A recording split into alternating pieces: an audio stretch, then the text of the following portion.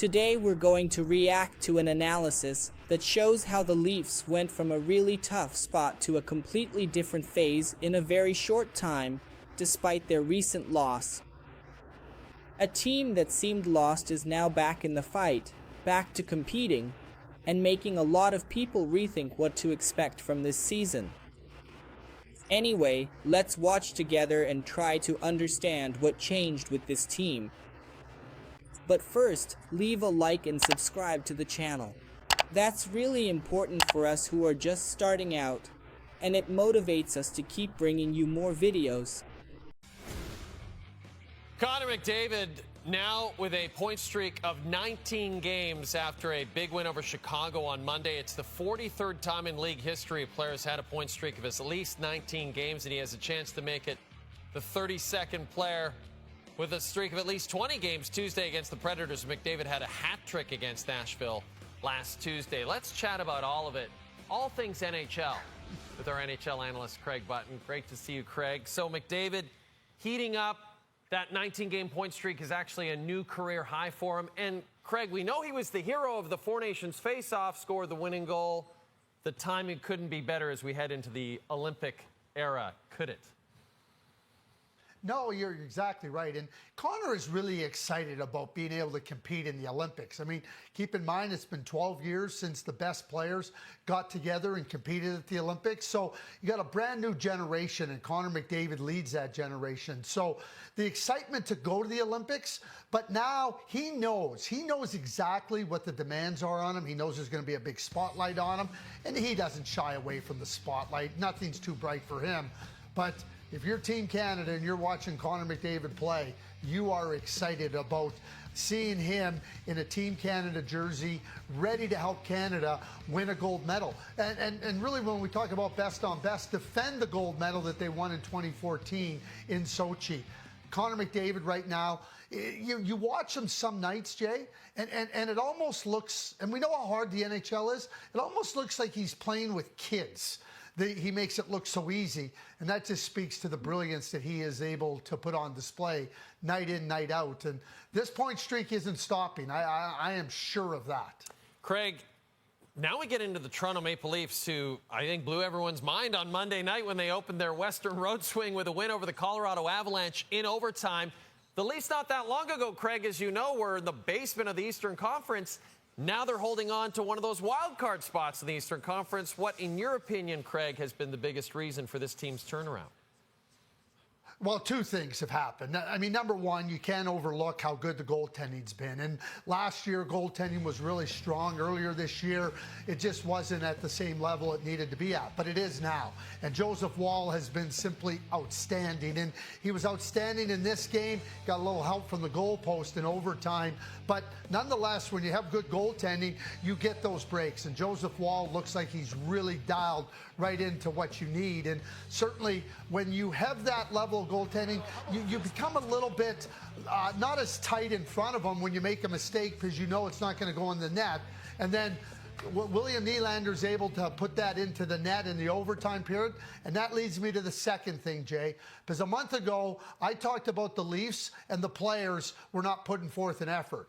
They needed to look at themselves in the mirror. Hey, listen, it's not a perfect team. There's no perfect team. And the Leafs have some flaws. But when you're not competing and you're not digging in and doing the extra and the hard work, you have no chance to win. They're doing that in this streak here, and they're getting the great goaltending from Joseph Woll. And then you have the Montreal Canadiens, who've won 7 of their last 10 after beating the Vancouver Canucks at home on Monday night. Montreal very much in the hunt for top spot in the Atlantic. And Craig, a big part of their success lately has been the play of Juraj Slafkovsky, who spent a part of the early part of the season on the top line, but is now really slotted into that second line. And boy, has that second line been really effective for this team and effective for Slafkovsky.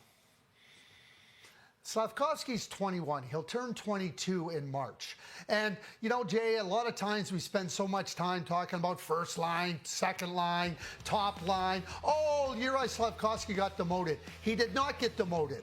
He got put in a position where Marty St. Louis says, you're really good. I need you to help Davidoff and Kapanen. And that's exactly what he's done. It gives them some balance. Texier, who they signed, comes up and plays with Suzuki and Caulfield. And now you have two really good functioning lines that can score. And Slafkovsky's been right at the center of that. He's imposing himself. He's certainly no easy guy to handle when you talk about the physical elements that he has. And he's just growing into himself. So his value is so significant that Marty St. Louis can move him around the lineup and say, hey, I need you here, I need you there. That's not demotion.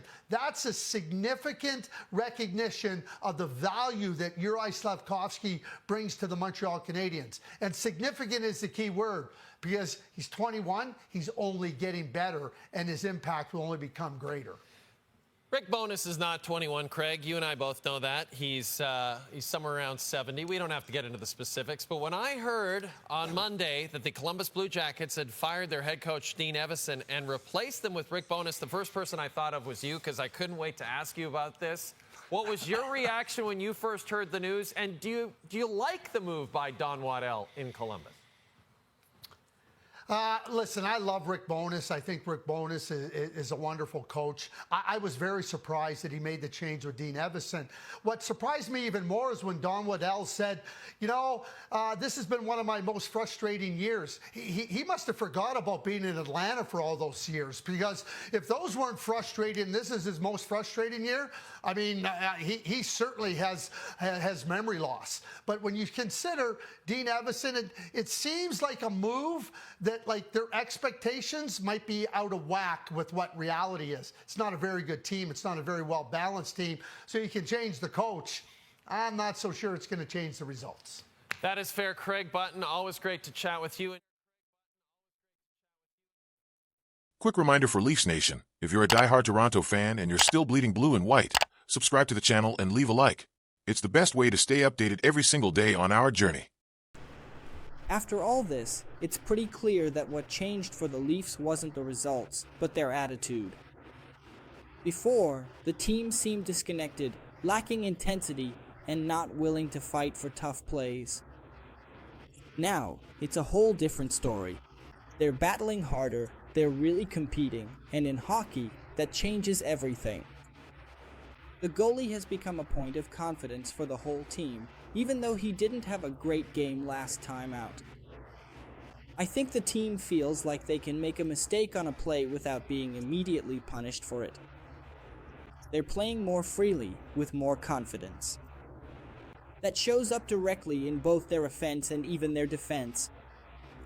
On top of that, the leaders have really started to step up. Mathis has gone back to being a difference maker, not just scoring goals, but getting more involved in the game overall, setting an example out on the ice.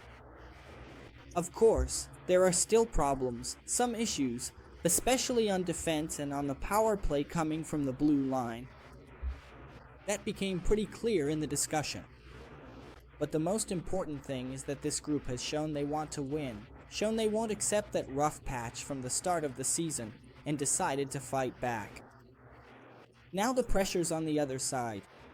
If the team is putting in the effort, showing commitment, and getting results, it's up to management to decide whether they'll help this group take the next step or just let this opportunity slip by. Because if the Leafs keep playing at this level, it's not an exaggeration to say they can be more than that, more than just a team in the playoffs. The question is, how far can this version of the team really go? That's it for now. Subscribe to the channel, leave a like so you don't miss the next reactions here from TSN, Sportsnet, and everything about the Toronto Maple Leafs.